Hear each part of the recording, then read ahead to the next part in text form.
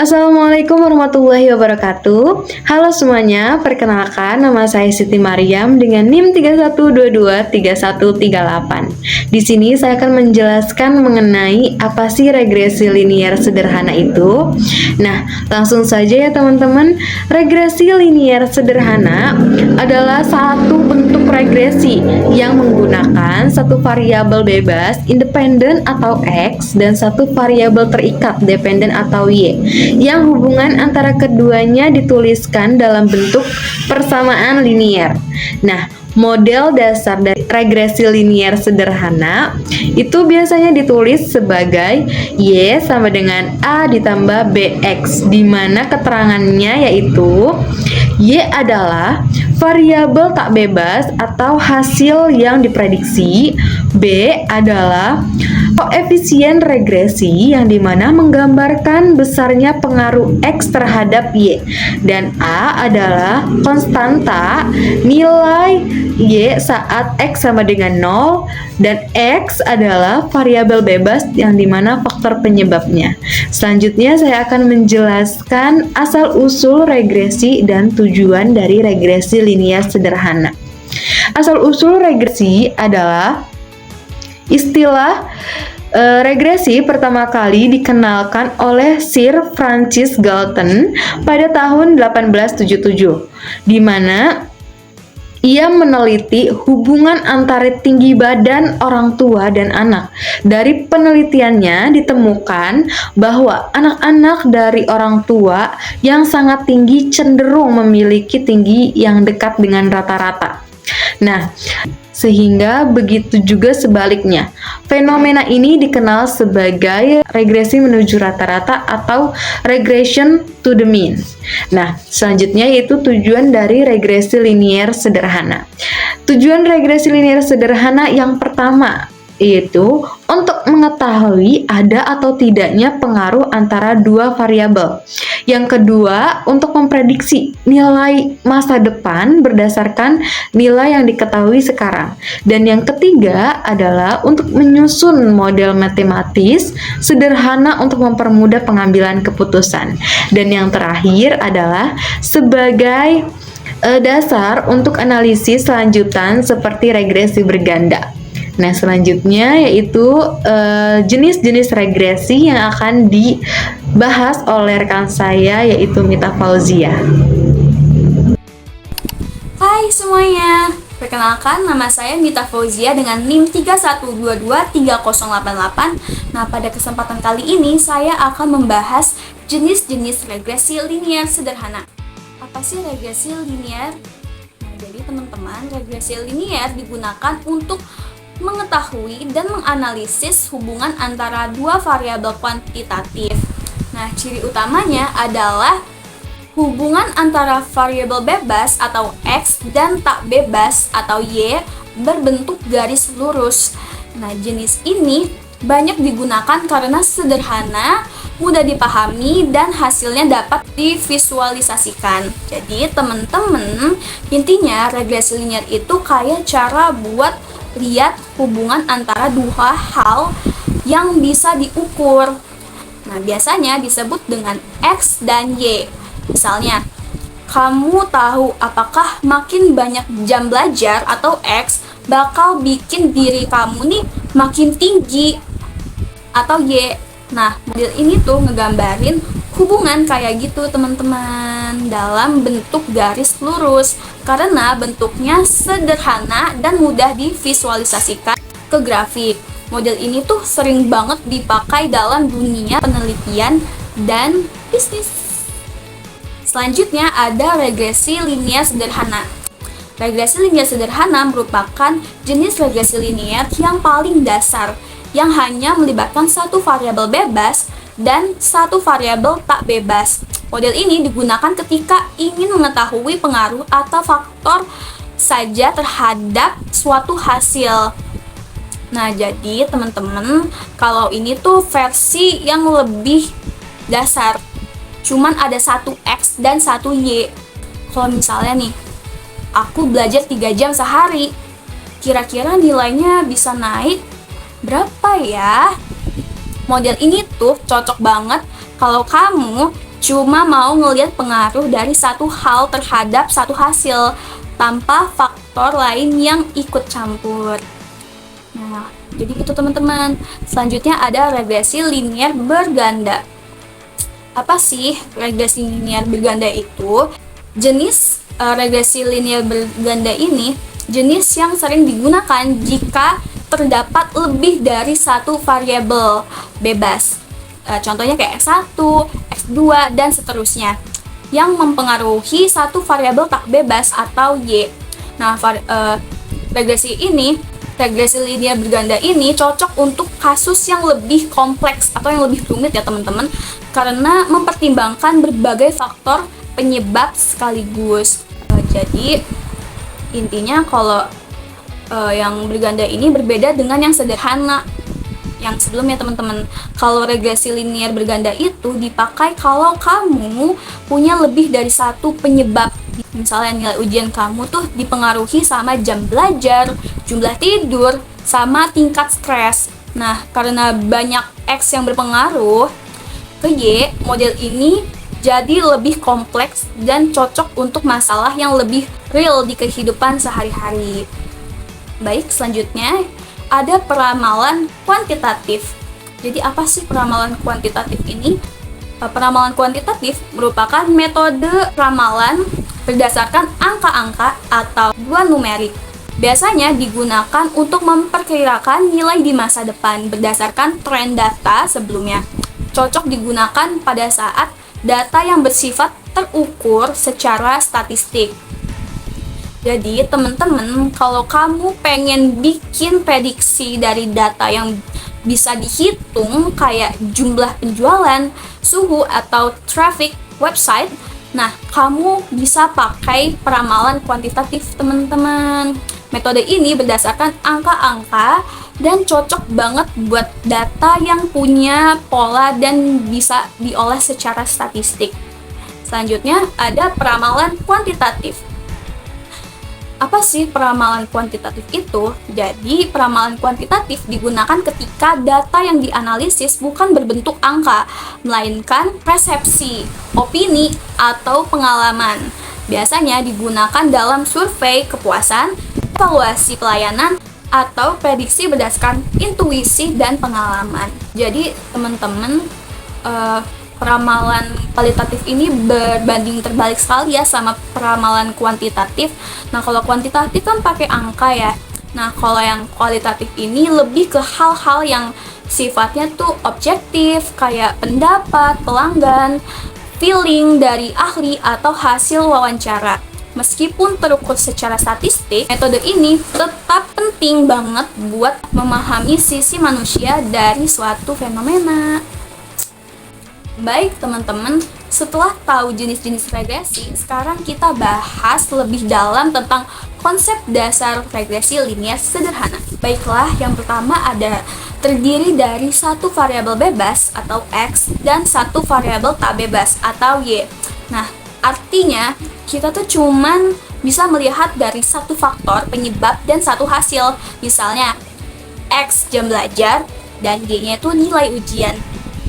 Yang kedua, ada hubungan antara X dan Y bersifat linier, divisualisasikan dalam bentuk garis lurus. Kalau kamu gambar di grafik, hasilnya bakal berbentuk garis lurus teman-teman. Setiap kenaikan X dan Y juga ikut berubah secara teratur. Yang ketiga, model ini digunakan untuk memprediksi nilai Y berdasarkan nilai X. Misalnya kalau kamu tahu nilai X-nya, kamu juga bisa ramal atau prediksi nilai Y-nya teman-teman. Contoh, kalau kamu belajar 4 jam, bisa diprediksi nilaimu akan berapa. Nah, jadi ramalan gitu deh. Yang keempat, X memenuhi Y, bukan sebaliknya. Jadi misalnya, banyak konsumsi kopi mempengaruhi insomnia. Kan insomnia yang menyebabkan kamu minum kopi. Yang kelima, digunakan jika hubungan antara variabel masuk akal secara teori. Artinya, hubungan X dan Y harus logis dan bisa dijelaskan dengan akal sehat. Contohnya, belajar mempengaruhi ke nilai ujian. Itu kan sangat masuk akal ya teman-teman. Tapi jam belajar berpengaruh ke cuaca, itu kan gak masuk akal ya. Jadi yang lebih masuk akal tuh yang pertama contohnya teman-teman. Dan yang keenam, urutan waktu sangat penting. X harus terjadi lebih dulu dibandingkan Y. Jadi penyebab dulu baru hasilnya. Kalau kamu mau ukur dampak stres terhadap produktivitas, ya stresnya harus didatangin dulu baru nilai produktivitasnya. Nah, di sini ada rumus dari regresi linear sederhana, yakni Y sama dengan A plus BX. Baiklah, mungkin itu saja penjelasan dari saya. Semoga apa yang saya jelaskan dapat dipahami. Selanjutnya akan dibahaskan rekan saya, yakni Anissa Agnin Akhlak. Halo teman-teman semuanya, saya Anissa Agnin dengan NIM 31223017. Di sini saya akan menjelaskan terkait contoh soal atau bagaimana sih pengerjaan daripada materi analisis regresi linear sederhana. Nah, tadi rekan-rekan saya sudah menjelaskan secara materi dasarnya apa itu analisis regresi linear sederhana.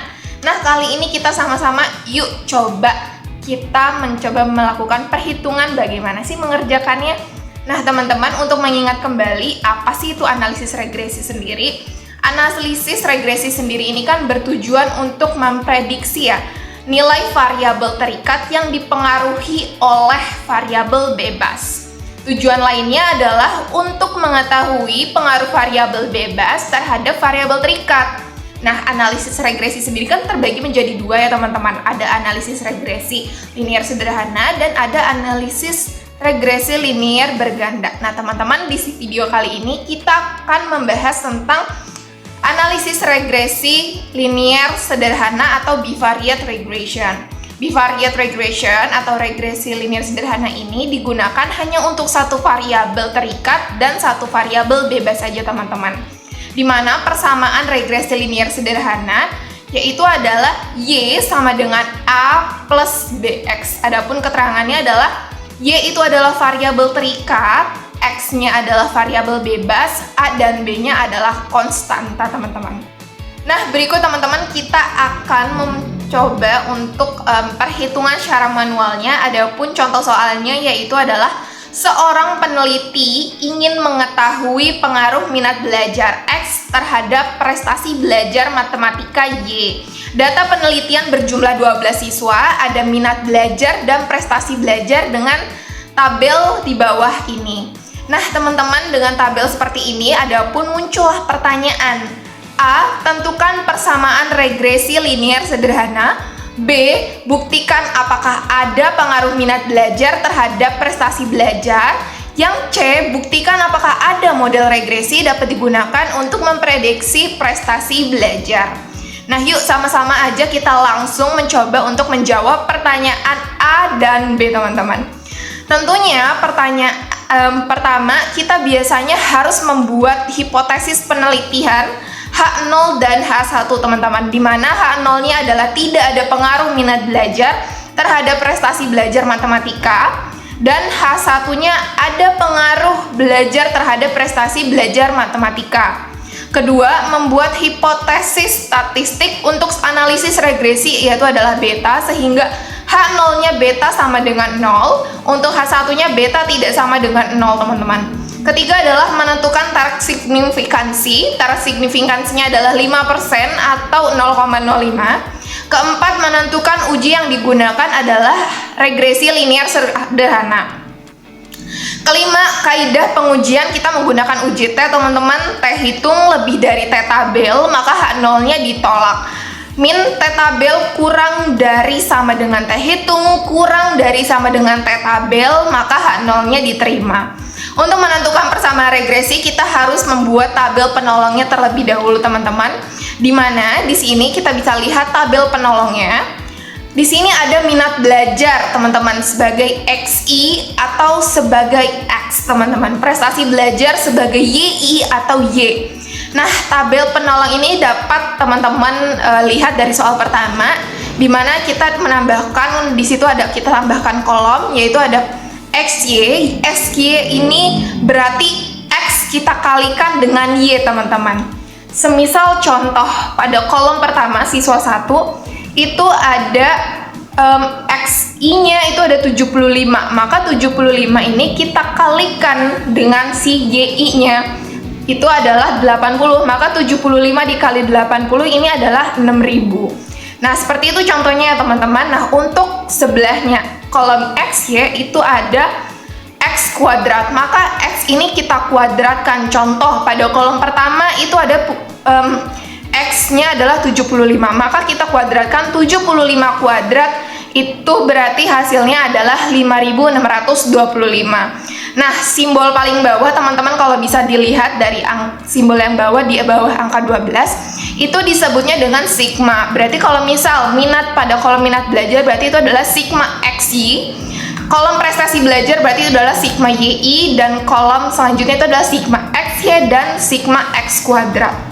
Nah, selanjutnya teman-teman, kita itu akan menghitung nilai konstanta A dan B. Di sini saya sudah menulis secara detail rumusnya.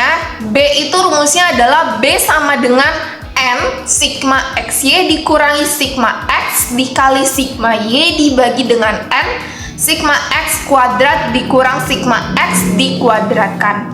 Nah, N-nya kan ada 12. 12 ini adalah dari jumlah datanya. Tadi sigma X-nya adalah 76950, sigma X-nya adalah 917, sigma Y-nya adalah 1000, berarti N-nya 12, sigma X kuadratnya adalah 70715, sigma X-nya adalah 917 dikuadratkan.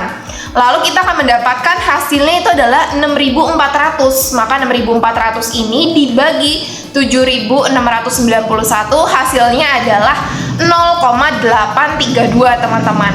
Itu adalah untuk nilai B, untuk konstanta B. Nah, selanjutnya untuk yang A, rumusnya itu A sama dengan sigma Y dikurangi dengan B sigma X dibagi N. Sigma Y-nya adalah 1000, B-nya tadi yang sudah kita hitung yaitu 0,832, sigma X-nya adalah 917, ini dibagi N-nya adalah 12. Lalu kita akan dapatkan hasil perhitungannya adalah 236,926 dibagi dengan 12, maka sama dengan 19,744 teman-teman. Nah, dengan demikian teman-teman, persamaan regresi linear sederhananya adalah Y sama dengan A plus BX, sehingga Y sama dengan 19,744 plus 0,832X. Seperti itu persamaan linear regresi linear sederhana. Sekarang yang ketujuh, kita akan membuat tabel penolong lagi untuk nilai koefisien korelasinya teman-teman.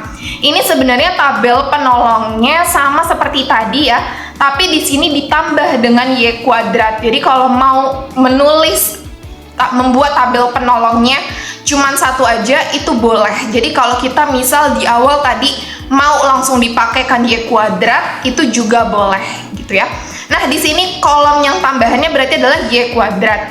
Nah, berarti ini misalkan teman-teman adalah 75 kuadrat, maka hasilnya adalah 6.400 dan seterusnya. Nah, sekarang kita akan mencari nilai koefisien korelasinya teman-teman.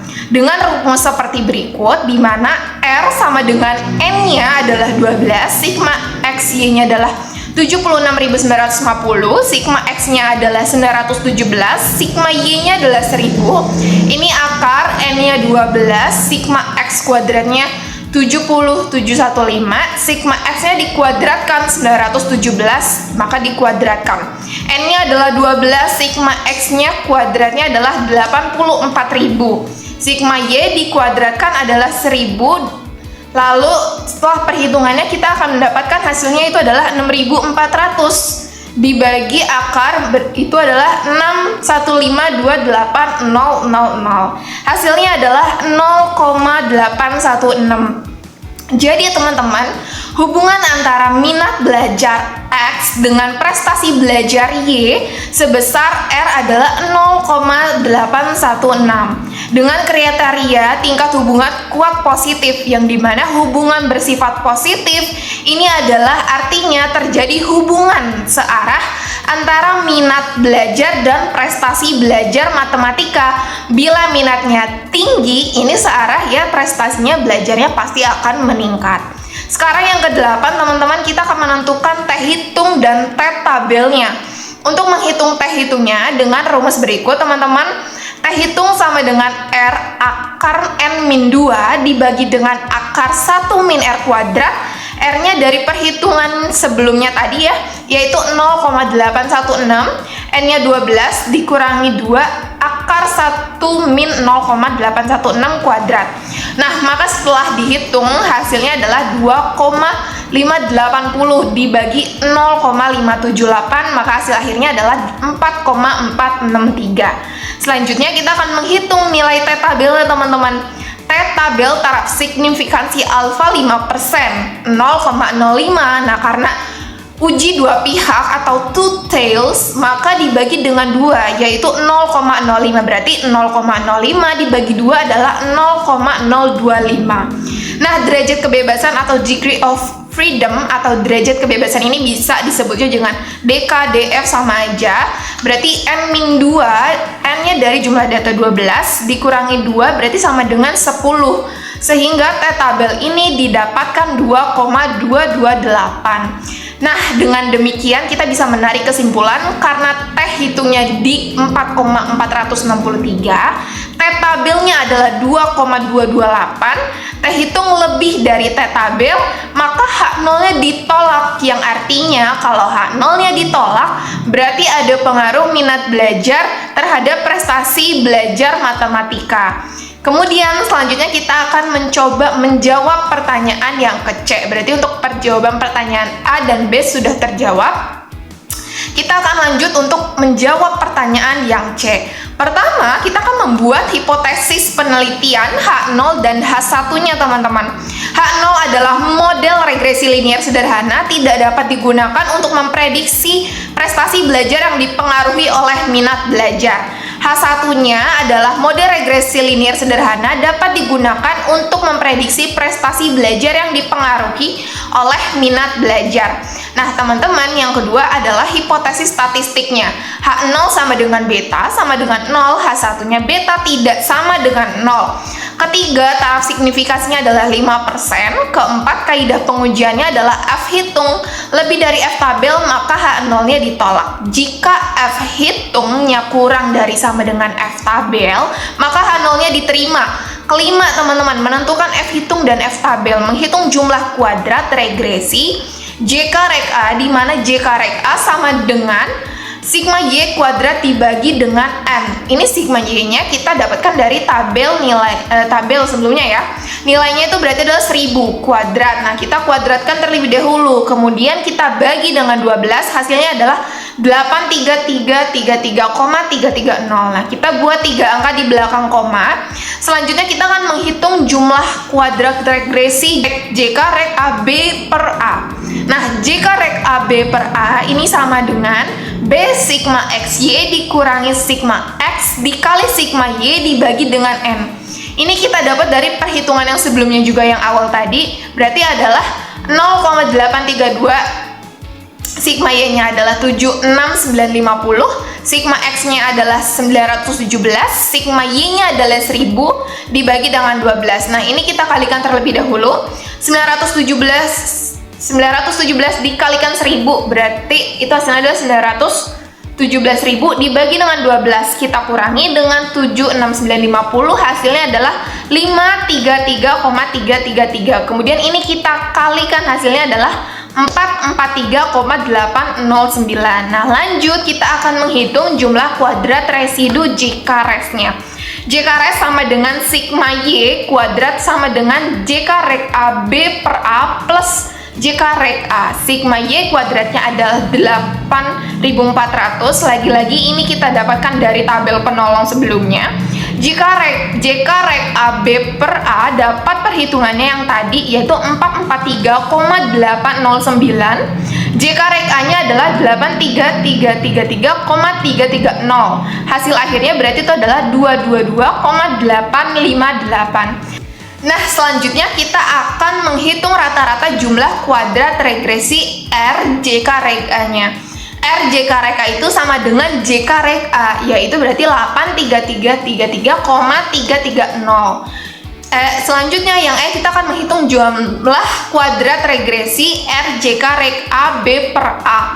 RJK Rek A B per A itu sama dengan JK Rek A B per A. Nah, hasilnya sama dengan 443,809. Kemudian kita akan menghitung rata-rata jumlah kuadrat residu JK RJK Res.